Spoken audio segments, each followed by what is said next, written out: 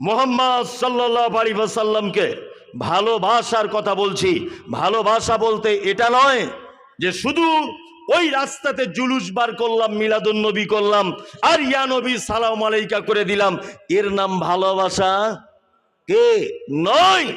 ভালোবাসা হচ্ছে এই মুহাম্মদ সাল্লাল্লাহু আলাইহি ওয়াসাল্লামের আনিত দ্বীন, অর্থাৎ উনি যেটা ইসলামের জন্য, ইসলামের পক্ষে এবং বিপক্ষে আপনাকে করতে বলেছেন এবং নিষেধ করেছেন, সেইটা যতক্ষণ না পর্যন্ত আপনি মেনে না নিতে পারবেন ততক্ষণ পর্যন্ত নবীর ভালোবাসা প্রমাণ হবে কি না। আশ্চর্য ব্যাপার, নবীকে যদি মুখে ভালোবেসে যদি জান্নাত যাওয়া যেত, সর্বপ্রথম জান্নাত যেত কে বলুন তো? বুঝে শুনে বলো। সব থেকে আগে জান্নাত চলে যেত তোর চাচা আবু তালিব। নবীকে যদি ভালোবেসি যদি জান্নাত যাওয়া যেত, সব থেকে আগে জান্নাত চলে যেত কে? চাচা আবু তালিব। চাচা আবু তালিব জান্নাত যাবে না কেন? নবীর দ্বীনকে মেনে নিতে পারেনি তাই। কি বললাম বুঝলেন? নবীকে ভালোবাসেন কারা কারা? সবাই বাসেন? হ্যাঁ বাসেন? হ্যাঁ, ওটা মৌখিক ভালোবাসা। এই ভালোবাসাতে জান্নাত যাওয়া কে যাবে না? যাবে না। পৃথিবী থেকে একটা মানুষ যখন চলে যায় কবরে, পৃথিবী থেকে একটা মানুষ যখন কোথায় যায়? কবরে যখন চলে যায়, তার নামাজ, তার রোজা, তার দান, তার সাদকা, কোনো কিছু সে সঙ্গে নিয়ে কবরে ঢুকতে পারে না। কিন্তু নবীর এমন একটা সুন্নত আছে যে সুন্নতটা সে কবরের সাথে করে নিয়ে যেতে পারে। বলুন তো কি? দাড়ি। ফেরেশতারা অন্তত এটা দেখলেও তো একটু বলবে, এই একে একটু মারধর কম কর। নবীর পদ্ধতিতে অন্তত দাড়িটাও তো রেখেছে। কি বলছি বুঝতে পারছেন? হ্যাঁ, একটি মাত্র সুন্নত যেটা সাথে নিয়ে মানুষ কবর পর্যন্ত পৌঁছে যায়। তোমার ওই রাস্তাতে জুলুস বার করছো, বাম হাতে সিগারেট টানছে আর ডান হাতে লা ইলাহার পতাকা নিয়ে বলছে ইয়া নবী সালাম আলাইকা। ফেরেশতারা কাঁচা কুঞ্চিলে রেডি হয়ে আছে, যাও একবার, তোমার পাছার চামড়া বার করে দেবে জুলুস করা। বিয়াদব কোথাকারে, নামাজ পড়ে না, রোজা নাই, হারামখোর, বাম হাতে সিগারেট টানছে, ডান হাতে পতাকা, ও বলছে আমি নবীকে ভালোবাসি। তুমি প্রেমের কিছু বুঝো? প্রেম মানে কি? প্রেমের বহিঃপ্রকাশ মানে কি? প্রেমের বহিঃপ্রকাশ কাকে বলে? প্রেমের বহিঃপ্রকাশ হচ্ছে আনুগত্য করে চলা, মেনে চলা। আপনি কাউকে কতটা ভালোবাসেন প্রমাণ তখন হবে যখন আপনি তার কথা মতো চলতে পারবেন। ঘুম থেকে উঠে ঘুমোতে যাওয়ার আগ পর্যন্ত একটা সুন্নত আপনার ভিতরে নাই, সমস্ত সুন্নতকে আপনি মাটির তলাতে কবর করে দাফন করে দিয়েছেন, আর আপনি এখন বলছেন আমি নবীকে ভালোবাসি। বদমাইশির জায়গা পাও না। জি চলুন, আল্লাহ তাআলা কি বলেন? আল্লাহ বলছেন কুল ইন কুনতুম তুহিব্বুনাল্লাহ ফাত্তাবিউনি। আল্লাহ বলছেন নবী আপনি বলুন, তোমরা যদি আল্লাহর ভালোবাসা পেতে চাও, ফাত্তাবিউনি, আমার আনুগত্য করো, আমার আনুগত্য করো। তার মানে বোঝা যায় নবীকে ভালোবাসলে, নবীর কথা মতো চললে আল্লাহর ভালোবাসা বা সাহায্য পাওয়া কি যায়। যদি আল্লাহর সাহায্য পেতে চাও, আমি আপনি যদি চাই, ভালোবাসা লাগবে কাকে? নবীকে, তাই না? এবার আপনাকে আর একটা কথা বলি। কথাটা কি? সেটা হচ্ছে এই যে আমাদের ভালোবাসা আর ১৫০০ বছর আগেকার সাহাবায়ে কেরামদের ভালোবাসা একটুখানি যদি বিবেচনা করে দেখা যায় বা পাল্লাতে যদি তোলা যায়, তাহলে ওজন করলে বোঝা যাবে কতটা কম বেশি হবে। দেখবেন একটা ঘটনা আপনাকে বলি তাহলে। সাহাবায়ে কেরামগণ কত ভালোবাসতেন। আল্লাহ নবী সাল্লাল্লাহু আলাইহি ওয়াসাল্লামের একজন সাহাবী, তার নাম হানজালা। কি নাম? হানজালা। নতুন বিয়ে করেছেন, একেবারে টাটকা। বিয়ে পড়িয়েছেন কে? আল্লাহ নবী সাল্লাল্লাহু আলাইহি ওয়াসাল্লাম বিয়ে পড়িয়েছেন। বাসর ঘরে বিবিকে নিয়ে শুয়ে আছেন। গভীর রাত্রিতে জিহাদের ডাক এসেছে। আল্লাহ নবী সাল্লাল্লাহু আলাইহি ওয়াসাল্লামের সাহাবী হানজালা বিবির কাছ থেকে উঠে পড়লেন, বিবিকে ডেকে বলছেন, শোনো, আল্লাহ রসুল জেহাদের ডাক দিয়েছে, আর 1 মিনিট বসে থাকা যাবে না। এক কাজ করো তুমি, যদি আমি বেঁচে ফিরে আসি তাহলে আমি একজন মুজাহিদের স্ত্রী তোমাকে বলবো, আর তুমি হবে একজন মুজাহিদের স্ত্রী। আর যদি আমি মারা যাই যুদ্ধতে, তুমি হবে একজন শহীদের স্ত্রী। আমি চলে যাচ্ছি, আল্লাহ রসুল আমাকে ডেকেছেন জেহাদের জন্যে। চলে গেলেন জেহাদে। হানজালা বীরত্বের সঙ্গে জেহাদ করছেন। জেহাদ করতে করতে এক পর্যায়ে মারা গেলেন, শহীদ হলেন। আল্লাহ নবী সাল্লাল্লাহু আলাইহি ওয়াসাল্লামের চাচা শহীদ হলেন। এই সে উহুদের যুদ্ধে শহীদ হয়েছেন হানজালা। আল্লাহ নবী সাল্লাল্লাহু আলাইহি ওয়াসাল্লাম শহীদদের লাশগুলোকে এক জায়গায় করছেন, জমা করছেন। জমা করতে করতে দেখা যাচ্ছে 70 জন সাহাবী শহীদ হচ্ছে। আল্লাহ নবী পাচ্ছেন খুঁজে 68 জন লাশ, 2টো লাশ খুঁজে পাচ্ছেন না। আল্লাহ রসুল সাহাবীদেরকে বললেন, যাও, চলে যাও, খুঁজতে থাকো, যাও খোঁজো। সাহাবায়গণ খুঁজছেন, পাচ্ছে না।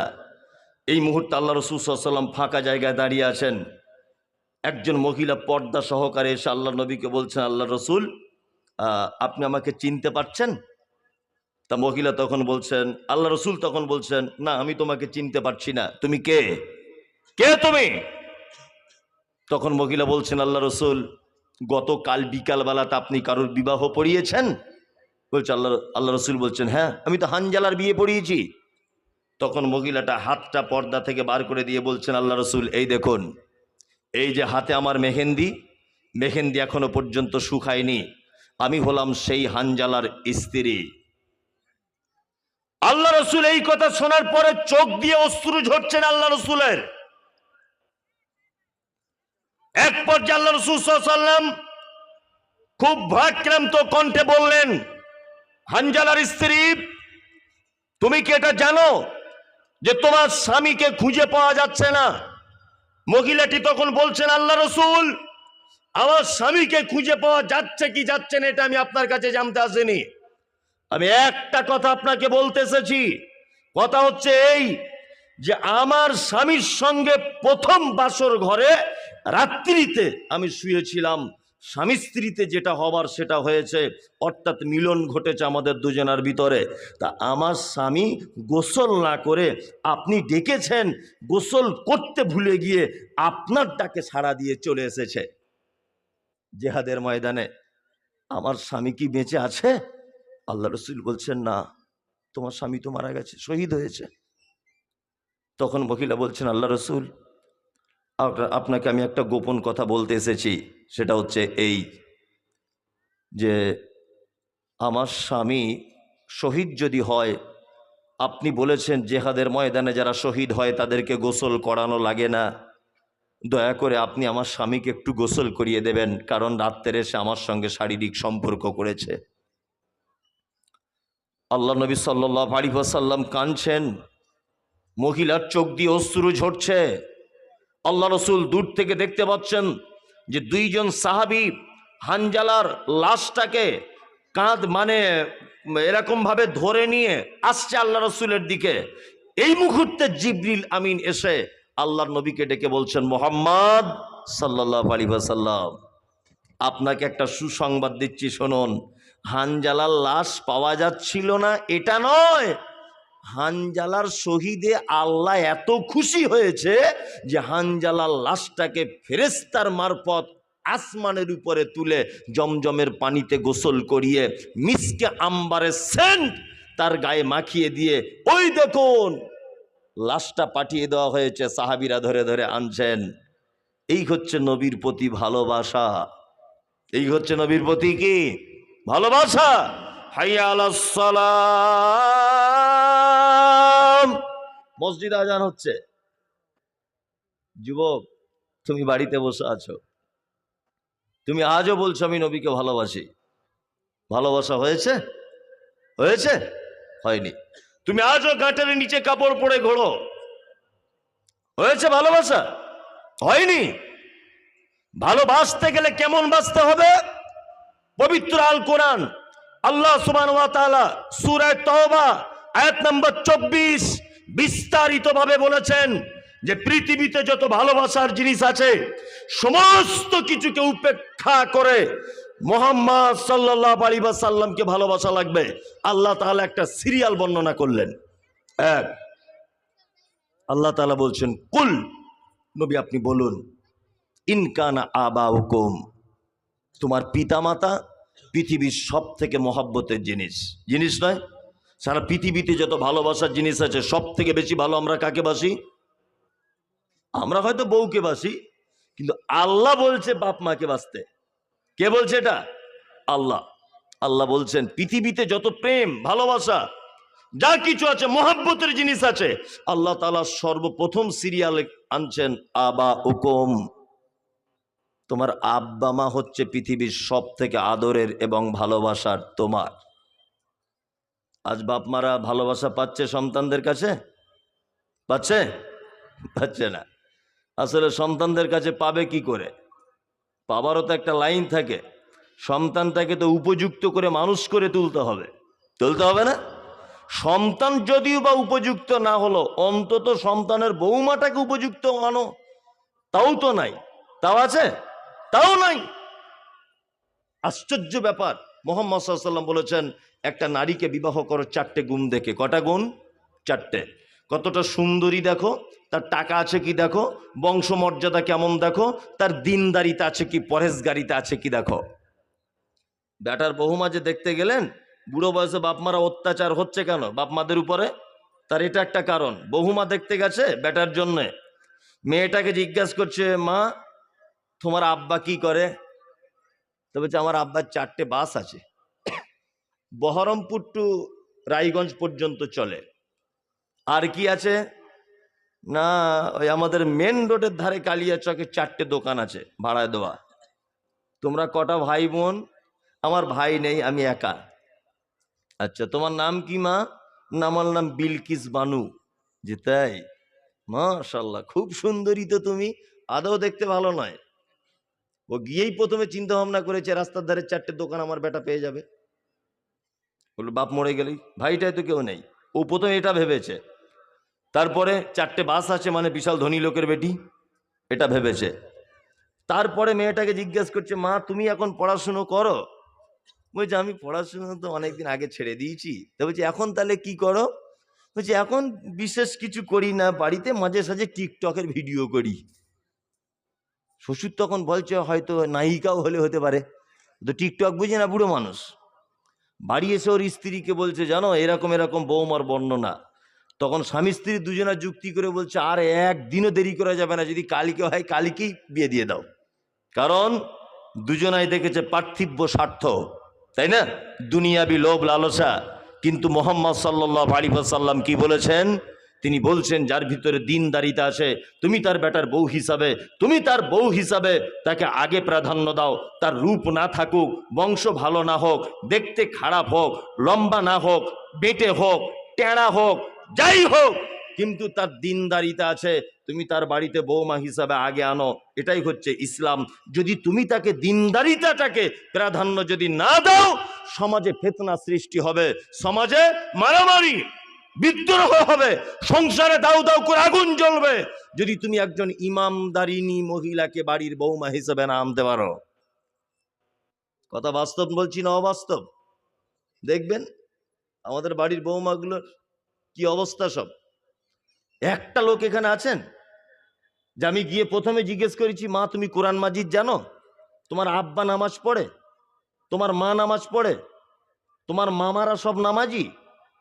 আর তোমার আব্বা কি ব্যবসা করে? তা বলছে আমার আব্বা লটারির ব্যবসা করে। একটা লোক বলেছেন যে তোমার আব্বা লটারির ব্যবসা করে? তো না না না না, আমরা ঠিক এই ঘরে বিয়ের জন্য রাজি নয়। একটা লোক বলেছেন এরকম? অত সহজ নয়। মেয়ের বাপের কি আছে ওটা দেখে বাড়ি চলে এসেছেন। আবা হুকুম। টিকটকের নায়িকা এনে কেউ যদি বুড়ো বয়সে ভাবে আমি রসগোল্লা খাবো, অসম্ভব, ঝাঁটার বাড়ি খেতে হবে, কিচ্ছু করার নেই। তুমি তো এনেছো সাংঘাতিক চিজ, বাড়িতে মারি খেতে হবে না?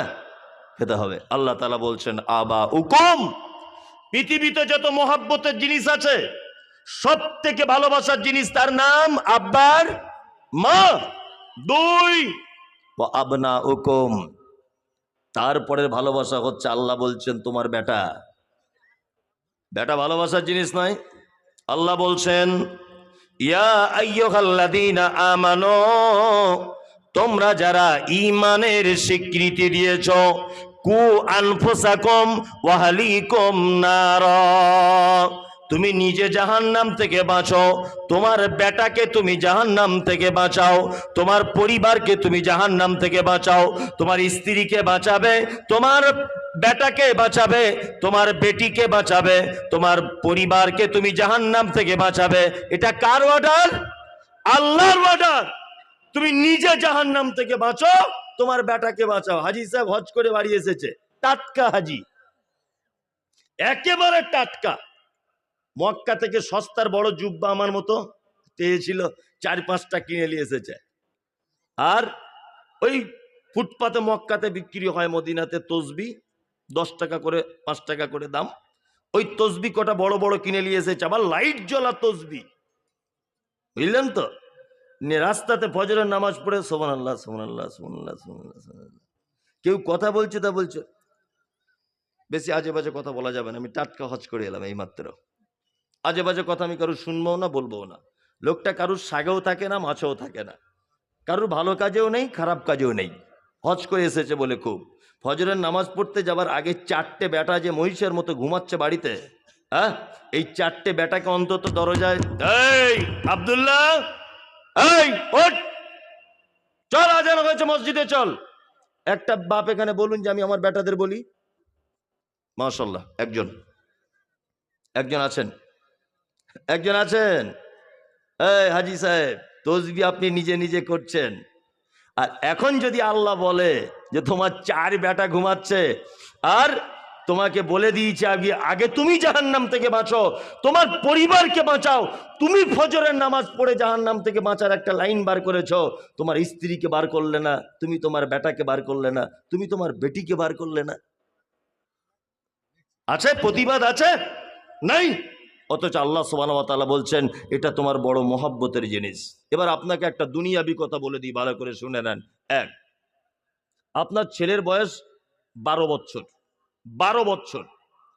আপনার ছেলে গ্রামে কোনো এক অপরাধ করে ধরা পড়েছে, গ্রামের মোড়ল, খুব প্রচন্ড রোদ্দুর তখন টাইমটা, টিনের চালের যাদের বাড়িতে যাদের টিনের চাল থাকে, এই টিনের চালের উপরে ছেলেটাকে শুইয়ে দিয়েছে। বলুন তো তার পিঠের চামড়া থাকবে? থাকবে? থাকবে না। আপনি বাপ মোড়লের পায়ে জড়িয়ে ধরে বলছেন, মোড়ল তোমার পায়ে ধরে বলছি তুমি আমার বেটাকে বাঁচাও। এটা একজন বাপ বলবে কি বলবে না? বলবে, বলবে। আপনার বেটা যে সালাত আদায় করেনি, আপনার বেটা গাছের নিচে কাপড় পরে ঘোরে, আপনার বেটা 24 ঘন্টা ফ্রি ফায়ার খেলতে ব্যস্ত, আপনার বেটা 24 ঘন্টা বদমাইশিতে ব্যস্ত, একটা বাপ বলুন যে আমার বেটাকে কখনো অনুরোধ করে বলেছি বেটা তুই আমার জিম্মেদারিতে আছিস, আমি তোর বাপ, কিয়ামতের মাঠে তোর ব্যাপার আমাকে জিজ্ঞাসা করা হবে, আমি ফেঁসে যাব? একটা বাপ এই পদক্ষেপ গ্রহণ করেছি? করিনি। প্রাইভেট পড়তে যায়নি বলে বেটা পাছার চামড়া তুলে দিয়েছি, কারণ মাসে মাসে 500 টাকা দিতে হয়, তাই। কি বললাম বুঝলে না? প্রাইভেট পড়তে যায়নি বেটা, মেরেছি, শাসন করেছি, মায়ের মুখের উপরে কথা বলেছে, শাসন করেছি, বোনের সঙ্গে খারাপ ব্যবহার করেছে, শাসন করেছি। একটা বাপ এখানে নাই যে আমার বেটা মসজিদে যায় না বলে আমি কোনোদিন তাকে 2 চর মেরেছি, নাই, নাই। অথচ আল্লাহ সুবহানাহু ওয়া তাআলা বলছেন কুল ইন কানা আবাউকুম ওয়া আবনাউকুম, তোমার বেটা হচ্ছে তোমার পৃথিবীর সবথেকে আপন, এটা তোমার আল্লাহর তরফ থেকে নিয়ামত। ওয়াইখওয়ানুকুম, তোমার ভাই হচ্ছে তোমার পৃথিবীর তৃতীয় ভালোবাসার জিনিস। কে? ভাই। এখন তো ভাই হচ্ছে সব থেকে বড় শত্রু, শত্রু না? সব থেকে বড় শত্রু ভাই। আর ভাইয়ে ভাইয়ে যদিও বা মিল ছিল, তা বাড়ির যেসব থানার বড় বাবুগুলো আছে এদের কারণে আর মিল নাই, তাই না? কানে এমন বিষ ঢুকিয়ে দিয়েছে যে ভাইয়ে ভাই মানে অটোমেটিক কাটাকাটি মারামারি হলে ঠিক হয়, তাই না? এরকম একটা ব্যাপার। আল্লাহু আকবার। পাশাপাশি জমিতে চাষ, একই দেওয়ালের মাঝখান থেকে দুইজন ডিভাইডেড করে দুইজনা কি করে, ঘুমায়, অথচ মিল মোহাব্বত নাই। আছে না? আছে। অটোমেটিক ওর ভাইয়ের খারাপ কামনা করে, করে না? আছে না? নেই? কখন আপনি কোন মুসলিম ভাইয়ের খারাপ কামনা করবেন? কে না, হিতে বিপরীত হবে। বিপরীত হবে না? হবে। কেমন দুনিয়া দেখুন। এই 19 তারিখ অস্ট্রেলিয়া আর ভারত ক্রিকেট ম্যাচ হয়েছে, বিশ্বকাপ, তাই না? নিয়ে কোনো কারণে ভারত হেরেছে, অস্ট্রেলিয়া জিতেছে। তবে বলে রাখছি, আমরা কিন্তু ভারতীয়রা একেবারে অপদার্থ নয়। আমরা দুইবার কিন্তু বিশ্বকাপ পাওয়া লোক। একবার মহেন্দ্র সিং ধোনি আর একবার কপিল দেব, দুইজনের আমলে আমরা দুটো বিশ্বকাপ পেয়েছি। আমাদের দেশের পার্শ্ববর্তী দেশ বাংলাদেশ, ওরা দেখছি সেদিন পিকনিক করছে ডিজে বাজিয়ে, বলছে আজকে আমাদের ঈদের দিন, কারণ বলছে ভারত হেরেছে তাই। তুমি কেন এরকম আনন্দ করতে গেলে? হ্যাঁ, অবশ্যই মমতাজুল ইসলাম ভারতের নাগরিক, এটা আমার রাগ হচ্ছে। আমি ভারতকে সাপোর্ট করি, কারণ আমি এই দেশের মাটিতে সরকারের সমস্ত সুযোগ সুবিধা ভোগ করি। আমি এই দেশের নাগরিক। আমার দেশ হেরেছে, এটা আমি দুঃখিত। হিন্দু মুসলিম উভয় পক্ষ মিলিয়ে আপনার নরেন্দ্র মোদী স্টেডিয়ামে খেলেছে। মোহাম্মদ শামিও যেমন ছিল মুসলিম, বিরাট কোহলি তেমন ছিল হিন্দু। আমরা হিন্দু মুসলিম সারা ভারতবর্ষকে যেমন ইংরেজদের হাত থেকে বাঁচিয়েছি, ঠিক তেমন কাঁধে কাঁধ আর কাঁধে কাঁধ মিলিয়ে আমরা আবার ক্রিকেট ম্যাচে অস্ট্রেলিয়ার বিরুদ্ধে লড়াই করেছি। খেলা মানে হার জিত একটা কিছু হবে। তুমি কেন ওপর বাংলা থেকে এখান থেকে ক্রিটিসাইজ করতে গেলে? হ্যাঁ, একটুখানি দেশ তোমার, তুমি জানো? তুমি যখন ওখানে বসে বগল বাজাচ্ছ, তোমার দেশের তখন 2-5 হাজার রুগী তখন ব্যাঙ্গালোর আর চেন্নাইয়ের বেডে শুয়ে আছে, তারা চিকিৎসা করাতে এসেছে। তুমি ওইখান থেকে বসে হাততালি দিচ্ছ। তুমি অপরের বিপদে যদি হাততালি দাও, বিপদ ঘুরিয়ে কে তোমার আসবে? তোমরা তো জীবনে কোনোদিন চান্সই পাওনি বিশ্বকাপ ফাইনাল খেলতে। চান্স পেয়েছ? তোমরা একটা বিশাল বড় দেশের হিংসায় জর্জরিত, হাততালি দিচ্ছ, পিকনিক করে খাচ্ছ। এটা কেমন কথা? এরকম নয়, এরকম করা ঠিক নয়। আল্লাহ তাআলা বলছে ইখওয়ানুকুম, তোমার ভাই তোমার নিয়ামত, ওয়া আজওয়াজুকুম, তোমার বিবি তোমার নিয়ামত। পৃথিবীর 4 নম্বর ভালোবাসার জিনিস কি? আল্লাহ বলছেন তোমার বিবি। একে ভালোবাসবেন খুব, এ খুব মর্যাদা রাখে কিন্তু, তাই না? এবার একটা কথা আপনাকে নতুন কথা বলে দিই। আচ্ছা বলুন তো, পৃথিবীতে আগে স্ত্রীর জন্ম হয়েছে না আগে মায়ের জন্ম হয়েছে? বলছে মায়ের। আগে কার? আগে স্ত্রীর জন্ম হয়েছে। আদম আলাইহিস সালাম, আদম আলাইহিস সালাম প্রথম যখন তৈরি করলেন আল্লাহ, ওকে ওর মা তৈরি করেছিলেন, তারপরে না ওর বউকে? ওর বউকে। তার মানে বুঝে নিতে হবে, পৃথিবীতে যত মা, সমস্ত মায়েদের জন্ম স্ত্রীদের পেট থেকে। কি বললাম বুঝতে পারছেন? তাহলে দুজনা কিন্তু খুব গাঢ় সম্পর্ক। মাকে যেমন ভালোবাসবেন, স্ত্রীকে তেমন পর্যায়ে আপনাকে ভালোবাসতে হবে।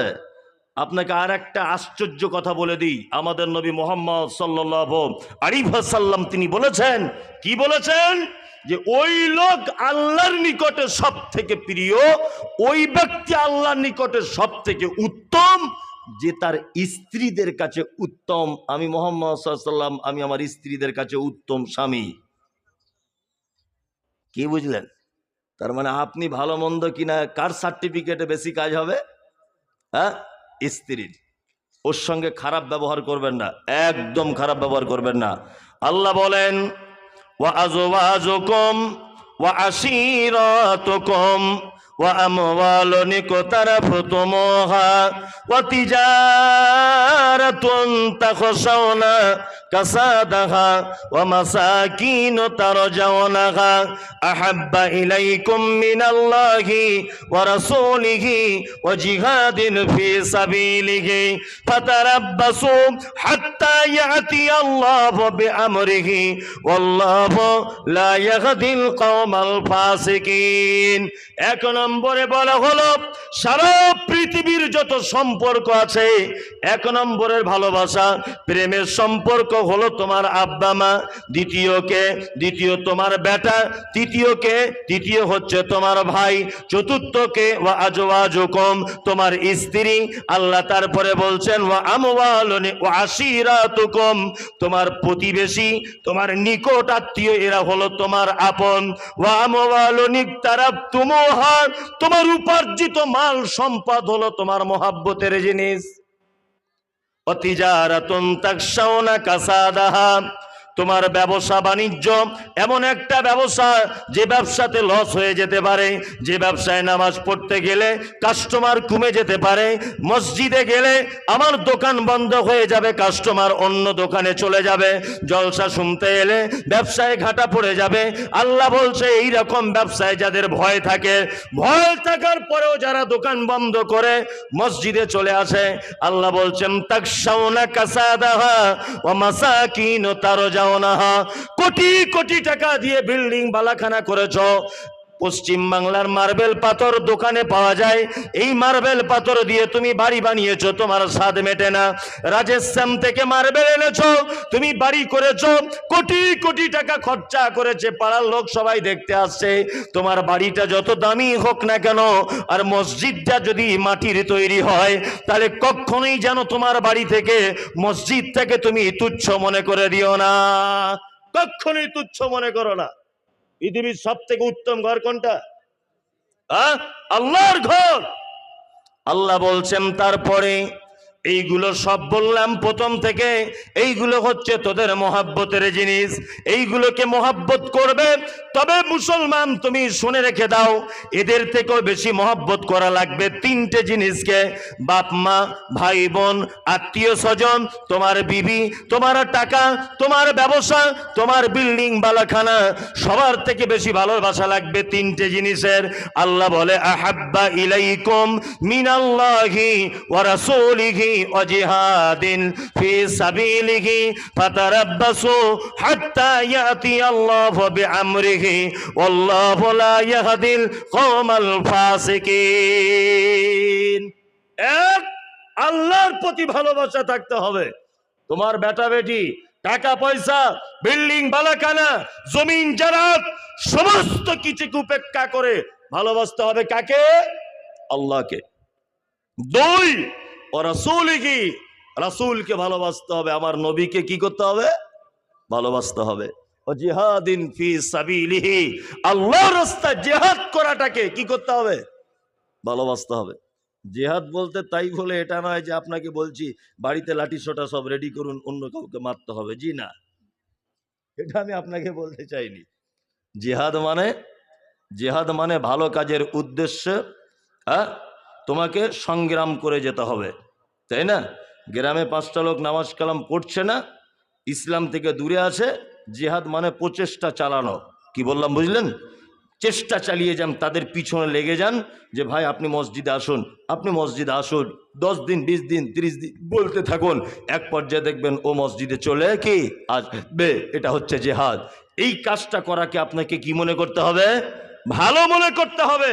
আল্লাহ বলছেন সমস্ত কিছু উপেক্ষা করে তিনটে জিনিস যদি ভালো না বাসো, আল্লাহ বলছে ফাতারাব্বাসু অপেক্ষা করো, হাত্তা ইয়াতি আল্লাহু বিআমরিহি আমার পক্ষ থেকে হুকুম আসা পর্যন্ত, তার মানে আযাব চলে আসা পর্যন্ত, আমার ফয়সালা আযাব আসার আগ পর্যন্ত তোমরা অপেক্ষা করো।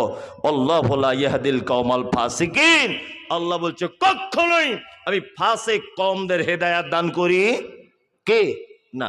ফাসিক কারা? কারা ফাসিক? ফাসিক কাদেরকে বলা হয় জানেন? এটা সামান্য একটুখানি বলে দিই। ফাসিক হচ্ছে তারা যারা কাবিরা গুনার সঙ্গে যুক্ত, কাবিরা গুনার সাথে যুক্ত, কাবিরা গুনাহ জেনেও ছেড়ে দিতে পারে না, এ হচ্ছে কি? ফাসিক। যেমন 5 ওয়াক্তের সালাত আদায় না করা, যে করে না সে কি? ফাসিক। সুদ কাবিরা গুনাহ, ফাসিক। আত্মীয়তার সম্পর্ক ছিন্ন করা, ফাসিকি কাজ।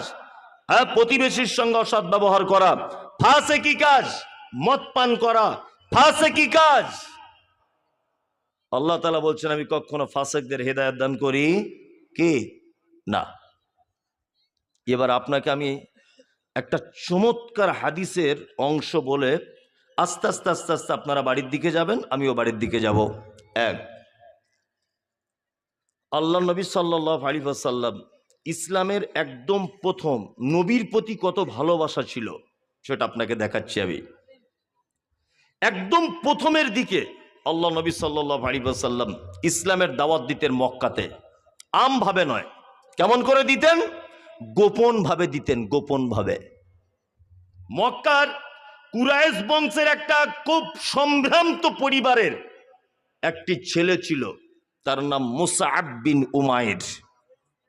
মুসআব বিন উমাইর এত ধনী লোকের বেটা যে মুসআব বিন উমাইর যে জুতোটা পরতো ওই জুতোটা ইয়ামান দেশ থেকে আনা হতো। আর মুসআব বিন উমাইরের মাথার চুল কোঁকড়ানো কোঁকড়ানো চুল। মুসআব বিন উমাইর যে আতর মেখে রাস্তা দিয়ে চলতো, এই আতর ঘেরান শুঁকে মানুষ বলে দিতে পারত যে এই রাস্তা দিয়ে মুসআব গেছে। এত ধনী লোকের বেটা, বিশাল আমিরের বেটা মুসআব বিন উমাইর। মক্কায় চারিদিকে আস্তে আস্তে করে গোপনে গোপনে আল্লাহর নবী যখন ইসলামের কাজ করছেন, মুসআবের কানে আওয়াজ এসেছে যে মক্কাতে একটা লোক এসেছে, তার নাম মুহাম্মদ। এ আবার শুনছি জাদুকর, এ জাদু করে করে মানুষ সব ইমানের দিকে নিয়ে চলে আসছে। তার লোকটার সঙ্গে একবার দেখা করলে হয় কেমন বড় জাদুকর। মুসআবের কাছে খবর এসেছে যে আল্লাহ নবী সাল্লাল্লাহু আলাইহি ওয়াসাল্লাম পাহাড়ের এক সাইডে একজনের বাড়ি, তার নাম আরকাম। এই আরকামের বাড়িতে আল্লাহ রসুল মাঝে মধ্যে আসেন দিনের দাওয়াত দেওয়ার জন্য। মুসআব একদিন আস্তে আস্তে আস্তে আস্তে আস্তে করে আরকামের বাড়ির দরজার সাইডে গিয়ে দাঁড়িয়েছে। আল্লাহ নবী সাল্লাল্লাহু আলাইহি ওয়াসাল্লাম সাহাবীদেরকে ভিতরে কোরআন তেলাওয়াত করে শোনাচ্ছিলেন। মুসআব কোরআনের তেলাওয়াতটা শুনলেন, শোনার পরে দরজা আওয়াজ করলেন, দরজা খুলে দেওয়া হলো। মুসআব ভিতরে ঢুকলেন। আল্লাহ নবী সাল্লাল্লাহু আলাইহি ওয়াসাল্লাম মুসআবের কাঁধে হাত রাখলেন, কাঁধে এরকম ভাবে কাঁধে হাত রাখলেন। মুসআবের কাঁধে যখন হাত রেখেছেন আল্লাহ রসুল, মুসআব বলছেন যে আমি একটা এমন শান্তি অনুভব করলাম যে পৃথিবীতে এত দামি মানুষ আর এত শান্তির হাতের স্পর্শ আমি জীবনে কোনোদিন পাইনি। আল্লাহু আকবার, কখনো পাইনি আমি। মুসআব বাড়ি চলে এলেন। আস্তে আস্তে আস্তে আস্তে নবীর প্রতি তার প্রেম জন্ম গেল। এক পর্যায়ে মুসআব আবার এলেন, আল্লাহ নবীকে এসে বলছেন, মুহাম্মদ সাল্লাল্লাহু আলাইহি ওয়াসাল্লাম আপনি আমাকে কলেমা বলান, আমি এখনই ইসলাম গ্রহণ করব।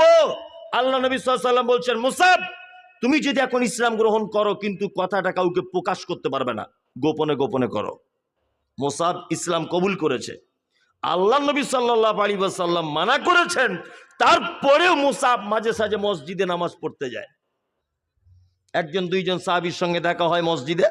এইরকম ভাবে আস্তে আস্তে আস্তে আস্তে করে ব্যাপারটা সারা এলাকা হয়ে গেল যে মক্কার সব থেকে কুরাইশ বংশের ধনী লোকের বেটা মুহাম্মাদের জালে পড়ে ঈমান নিয়ে চলে এসেছে। মুসআবের মা ছিল খুব বদমাইশ মেয়ে, খুব বদমাইশ। মুসআবকে বলছে, মুসআব তুমি কি মুহাম্মাদের ইসলাম গ্রহণ করেছো? বলছে হ্যাঁ করেছি। বলছে তুমি জানো এর পরিণতি কি? বলছে কি? বলছে তোমার বাড়ি থেকে বার করে দেওয়া হবে। মুসআব বলছে কোনো ব্যাপারই নাই। তুমি জানো এর পরিণতি কি?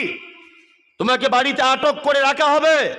মুসআব বলছে ওসব আমি 10 পয়সা ধার ধারি না, যা পারবেন আপনি করুন, কিন্তু মুহাম্মাদের দিন থেকে আপনি আমাকে ফেরত আনতে পারবেন না।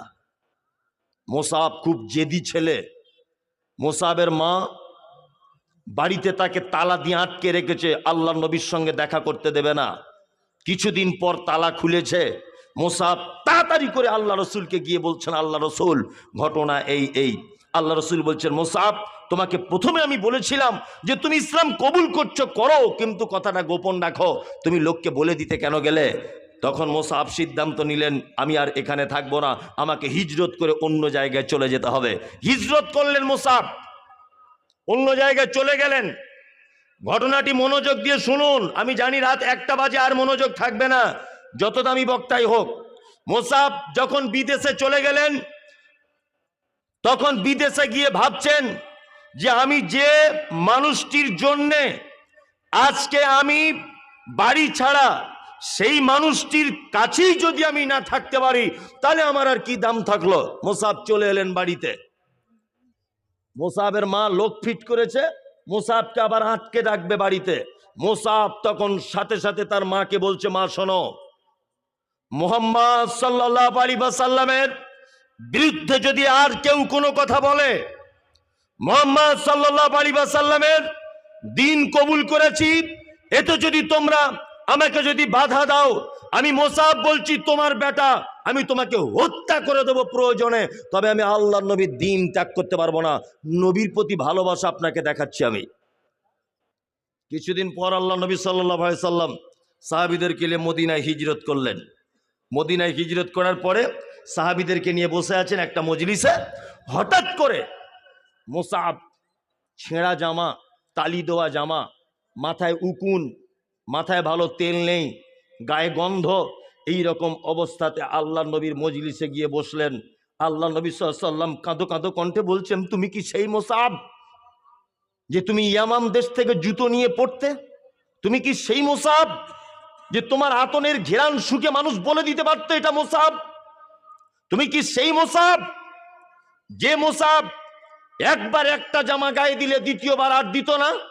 তুমি কি সেই মুসাব যে তোমার মাথার চুলের তেলের সেন্টে মানুষ মুগ্ধ হয়ে যেত? তোমার আজকে এই অবস্থা কেন? মুসাব তখন বলছেন, আল্লাহর নবী সাল্লাল্লাহু আলাইহি ওয়াসাল্লাম আপনাকে ভালোবাসার কারণে আর আপনার দিন গ্রহণ করার কারণে আজকে আমার এই কঠিন পরিণতি।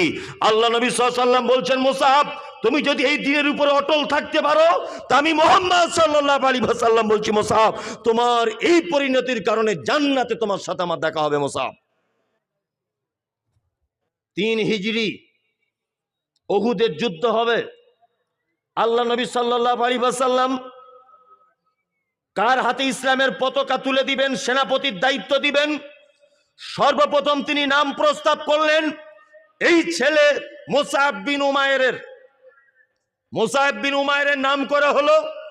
মুসআব বিন উমাইর বলছেন, লাব্বাইক আল্লাহ রাসূল, আমি প্রস্তুত, আপনি যদি আমাকে সেনাপতির দায়িত্ব দেন আমি গ্রহণ করব।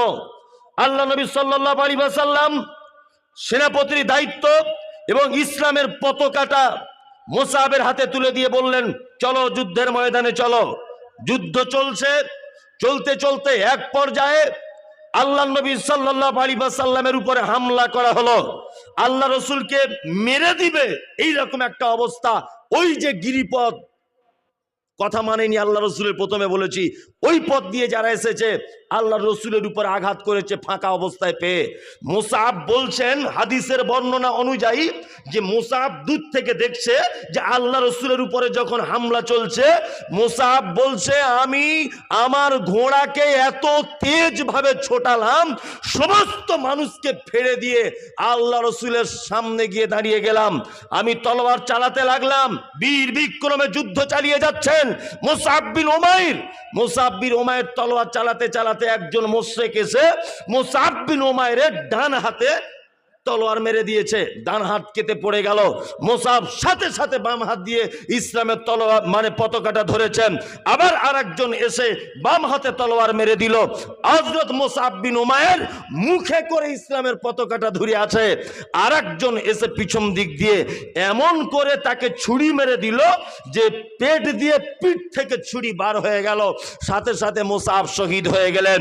আল্লাহ নবী সাল্লাল্লাহু আলাইহি ওয়াসাল্লাম সাহাবায়ে কেরামগণ খবর দিলেন, আল্লাহর রাসূল মুসআব বিন উমাইর সম্ভ্রান্ত ঘরের ছেলে শহীদ হয়েছে উহুদের মাঠে। আল্লাহ নবী সাল্লাল্লাহু আলাইহি ওয়াসাল্লাম বলছেন তার কাফনের ব্যবস্থা করো। এটা আপনারা জানেন যে শহীদদেরকে নতুন করে কোনো কাফন পরানো হয় না, যে কাপড় পরে থাকে ওই অবস্থাতে তাদেরকে দাফন করা হয়। সাহাবায়ে কেরামগণ বলছেন, আল্লাহর রাসূল মুসআব পরনে যে জামাটা পরে আছে তার মাথার দিকে যদি ঢাকতে যাচ্ছি পায়ের দিকে আগলা হয়ে যাচ্ছে, তার পায়ের দিকে যদি ঢাকতে যাচ্ছি তাহলে মাথার দিকটা খালি থেকে যাচ্ছে। আল্লাহ নবী সাল্লাল্লাহু আলাইহি ওয়াসাল্লাম তখন বললেন, এক কাজ করো, তোমরা মাথার দিকটা ঢেকে দাও আর পায়ের দিকটা কিছু শুকনো ঘাস এনে ঢেকে দাও। আল্লাহ নবী সাল্লাল্লাহু আলাইহি ওয়াসাল্লাম মুসআবের লাশের সামনে দাঁড়িয়ে গিয়ে বলছেন, তুমি তো সেই মুসআব, তুমি সেই মুসআব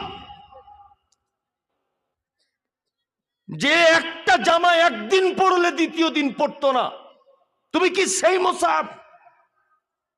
আল্লাহ নবী সাল্লাল্লাহু আলাইহি ওয়াসাল্লাম অঝরে কাঁদছেন আর মুসআবের দিকে টার্গেট করে বলছেন, মুসআব আমি বুঝতে পারছি তুমি জান্নাতের অধিবাসী, আমি মুহাম্মদ সাল্লাল্লাহু আলাইহি ওয়াসাল্লাম আমি এটা বলে দিলাম, মুসআব তোমার সাথে আমার জান্নাতের ভিতরে সাক্ষাৎ হবে।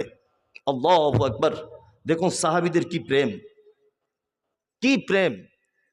আজকে আমরা সেই নবীর উম্মত যে নবীর উম্মত ছিলেন মুসআব বিন উমাইর। নবীর প্রতি ভালোবাসা, বাপ মা সবকে ত্যাগ করে দিয়ে কোটিপতি ঘরের ছেলে আজকে যুদ্ধের ময়দানে শহীদ হয়ে গেলেন, হাত একদিকে পা একদিকে, কাফনের কাপড় নাই, ঘাস দিয়ে তার পা ঢেকে দেওয়া হয়েছে। বুঝতে পারছেন? যাই হোক,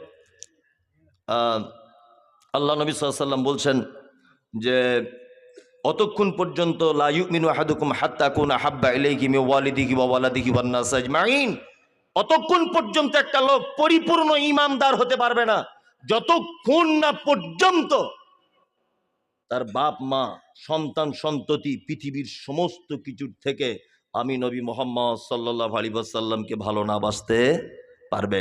এবার ভালোবাসার মূল উদ্দেশ্যটা কি? মুখে ভালোবাসা নয়। মুখে ভালোবেসে যদি জান্নাত যাওয়া যেত, আগে বলেছি নবীর চাচা জান্নাত চলে যেত। ভালোবাসা হচ্ছে এটা যে নবী যেটা করতে বলেছেন সেটা করুন, নবী যেটা নিষেধ করেছেন তার থেকে নিজেকে হটিয়ে রাখুন। এর নাম হচ্ছে ভালোবাসা। এর নাম কি? ভালোবাসা। ইনশাআল্লাহ আমরা অন্তত পক্ষে 5 ওয়াক্ত নামাজটা পড়বো। ওই কারা কারা পড়েন হাত তুলুন তো, কারা কারা পড়েন? হ্যাঁ, অনেকজন পড়েন। আর যারা যারা পড়েন না, আপনাদের কাছে অনুরোধ, অন্তত পক্ষে আপনি সলাতটা আদায় করুন, মসজিদে যান। কি বললাম বুঝলেন? দানের ব্যাপারে বলতে বলা হচ্ছে, রাত্রে অনেক হয়ে গেছে, উপর থেকে আবার সেই শিশির পানি পড়ছে, এটা একটা ব্যাপার। আর যাই হোক, জিএম হাকিম হাজির ছেলে 10,000 টাকা দিয়েছে। জিএম হাকিম হাজির ছেলে 5,000 টাকা, 10,000 টাকা, 5,000। 5,000। আর এটা দিয়েছে আপনার নবাব ডিলারের ছেলে, নবাব ডিলারের ছেলে অসীম। অসীম 10,000। এর মাটা